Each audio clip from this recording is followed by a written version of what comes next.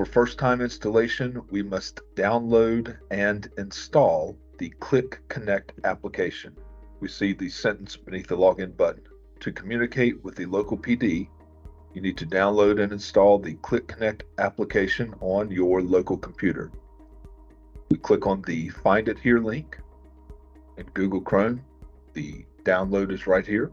Once it has downloaded, we will run the file.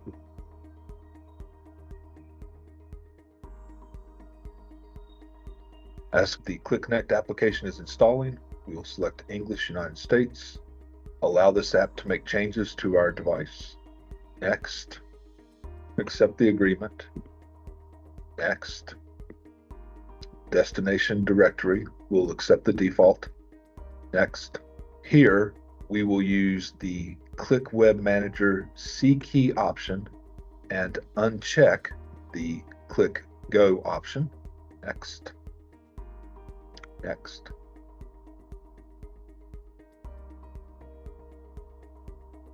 And finish.